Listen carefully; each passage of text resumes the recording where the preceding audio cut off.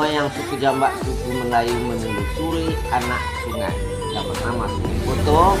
Kami percepat saja, tinggallah sampailah dia pada suatu daratan kaki Bukit Panco tersebut. Bertemulah dia dengan sebuah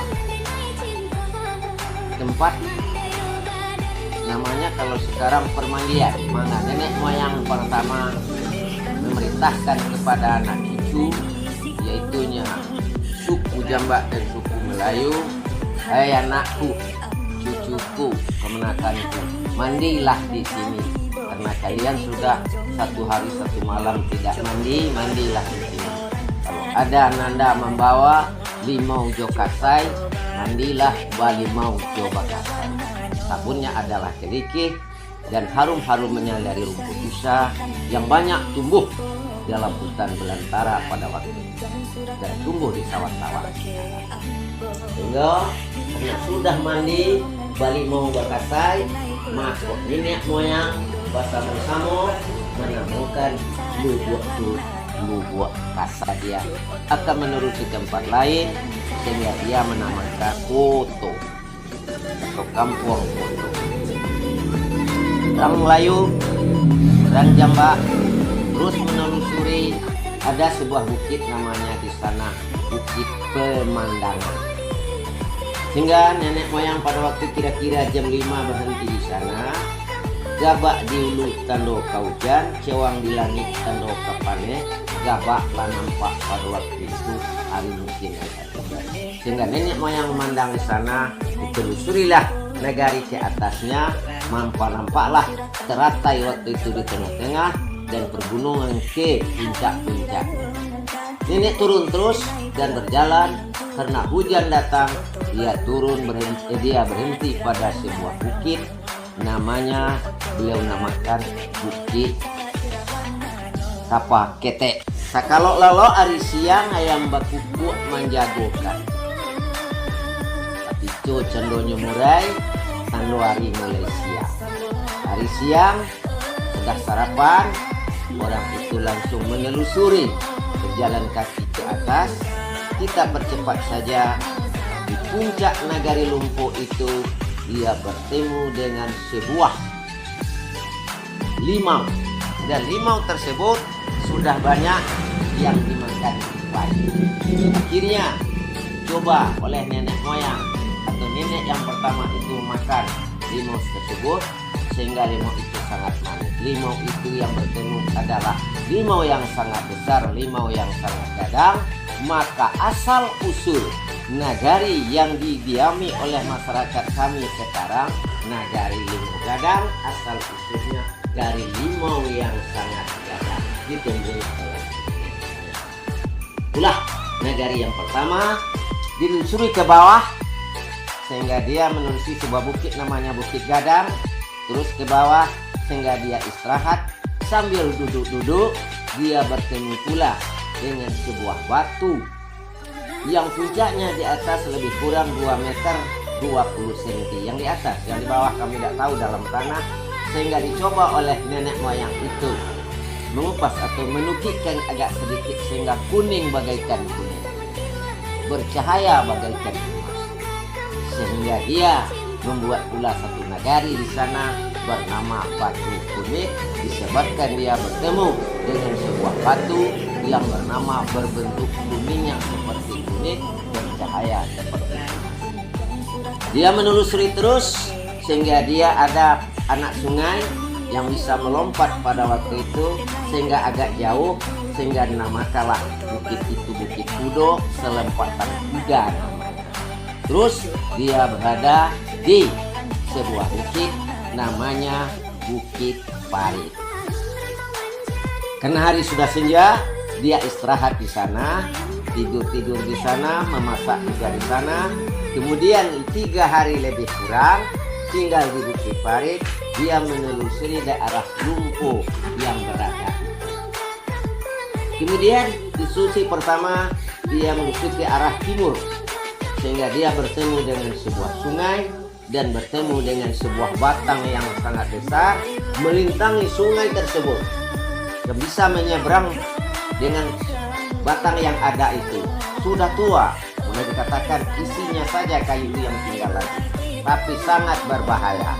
Jangankan kita berbuang hajat, salah-salah saja kita di batang tersebut, kalau tidak akan demam, pusing-pusing sekurangnya, atau influenza sekurangnya. Namun sekarang ini mengambilkan nama negari itu adalah Ampang Tare, karena sungai tersebut gampang atau ada sebatang teras yang ada bisa ditelusuri di sungai tersebut, sehingga kampung atau nagari sekarang sudah menjadi namanya Nagari Ampang Tare. Terus nenek moyang ke tapi bukit, sehingga dia sampai karena bertemu dengan salak banyak, sehingga dia menamakan bukit tersebut itu Bukit Salak. Dan terus berjalan sampailah dia bertemu dengan sebuah lubuk namanya Lubuk Agung. Lubuk Agung tersebut sampai sekarang boleh dikatakan, kalau kata keramat tidak keramat, tapi kalau salah-salah mungkin kita berbahaya. Untuk itu kalau orang memperhatikan sesaat-saat malam hari atau sesaat-saat tengah hari, dia itu berkatib bergelanggang, bagaikan orang berabat, bagaikan orang berdendang, bertelempong, bermacam-macam lah bunyinya kalau diperhatikan. Itulah namanya Lubuk Agung. Dan terus dia menelusuri sampailah dia kembali ke Ampang Teras dan ke hilir terus, sehingga dia bertemu dengan sebuah dataran yang sangat luas juga, tapi sangat lacak, lacak, sangat lacak. Dikatakan lumpur, tidak lumpur. Kalau lumpur itu kan lacak, rawa, sangat ya lacak lah, sangat lacak, sangat rawa. Sehingga dia bentuk nagari itu dia namakan Nagari Ampuan, karena sangat lacak, tepat, sehingga dia bentuk nagari itu bernama Nagari Ampuan. Sampai sekarang dipertahankan oleh masyarakat yang mewarisi, sehingga bernamalah nagari sekarang itu bernama Nagari Ampuan. Telusuri lagi, dia terus di seberang sebuah sungai yang sangat luas pada waktu itu, dan nama sungai ini sudah kemudian dibuat oleh nenek moyang, namanya Sungai Lumpo Sani, yang hulunya sama dengan air sungai yang berada di Bayang bernama Bayang Sani. Jadi ada satu sungai yang hulunya satu, yang alirannya dua, satu ke Bayang, satu ke Lumpo. Lumpo namanya Lumpo Sani, ke Bayang namanya Bayang Sani. Tiba di seberang, dia bertemu dengan sana dengan kampung sebuah nagari yang agak andal, sehingga dia berkira-kira di sana nanti mungkin di sini bisa dijadikan balai pemedaman atau tempat latihan segala-galanya, sehingga dia berikanlah nama tersebut nagari bernama Balai Sinayan, karena terjadi pada waktu itu nenek berjalan pada hari Sinai. Dia terus ke hilir sehingga dia membentuk sebuah nagari yang bernama Sungai Gayo. Konon kisah bernama Sungai Gayo itu ada seekor ayam yang namanya Kurik Randang Beras. Kurik Randang Beras, Kurik agak ke kurik-kurikan bagian randang beras, sehingga 7 kali naik gelanggang tingkat nagari lah katakan pada waktu itu, dia tidak pernah kalah, sehingga ayam tersebut sangat baik dan sangat bagus, sehingga namakanlah nagari tersebut bernama Nagari Sungai Sari, Nagari Sungai Gayo.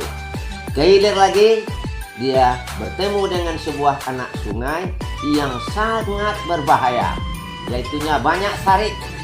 Katakanlah itu bambu kecil, tapi miangnya berbahaya karena ya sangat tajam.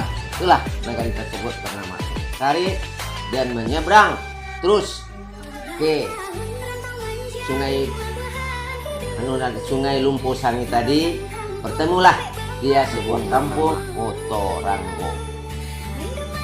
Ke atas lagi dia berjalan menelusuri sebuah dataran yang sangat bagus juga, dia bertemu di tepi sungai dengan sebuah bukit yang agak kecil, tapi ada bukit di dataran, ada bertemu sebuah bukit, ditelusuri yang bersangkutan sehingga dia menamakan nagari tersebut Bukit Ketek. Sekarang berubah menjadi Bukit Kecil, sehingga nagari yang bersangkutan sampai sekarang dipertahankan menjadi nagari namanya Bukit Kecil atau Bukit Kecil. Dan terus dia menelusuri ke arah, kalau dari ilir itu ke kanan, nempuh rawa yang sangat dalam atau sawah tanah yang sangat luas, sehingga dia mendaki sebuah bukit. Sehingga namakan daerah itu sekarang menjadi Puncak Sabung, karena napas bersabung mendakinya. Dan terus menurun sampai ke bawah, ditelusurilah nagari.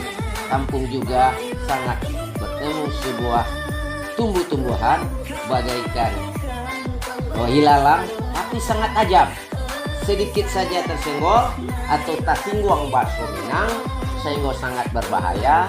Sehingga kata orang Minang, sianik tajam nyo, ayo namanya sianik. Sehingga nagari tersebut karena sianik yang sangat banyak bertemu sana dinamakanlah nagari atau kampung tersebut sekarang Sianik.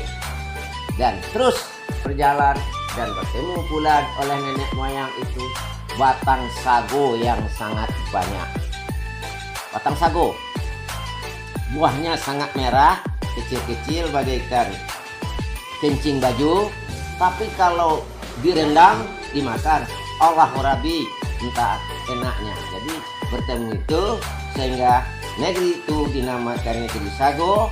De arok mama ini atau nenek orang Jambak orang Melayu melihat lautan yang luas, sampailah dia ke tepi laut pada waktu itu, sehingga mama di sana atau nenek moyang kami itu yang bernama suku Jambak dan suku Melayu sampai sedampar ke tepi pantai laut di daerah yang bersangkutan, sehingga dia menetapkan negerinya di arok pada Mangalatir, di arok pasti nama Milau, mako wilayah Lumpo. Dialah kami beri nama Lumpo dulu, percepat wilayah Lumpo sampai ke tepi laut.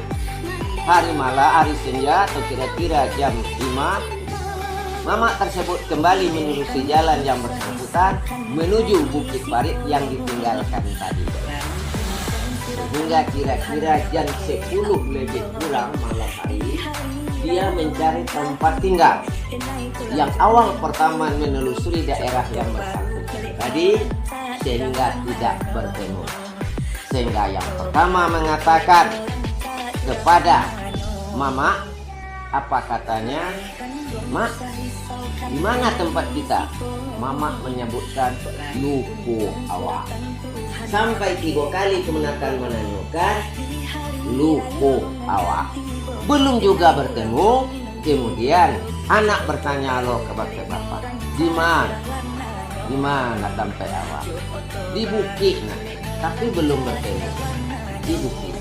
Sehingga lama kelamaan bertemulah bukit itu, sehingga karena sudah bertemu dengan kata anak atau kemenakan yang bertanya kepada mama tadi dengan asal kata Lupo, maka bernamalah nagari yang bersangkutan itu nagari Lumpo.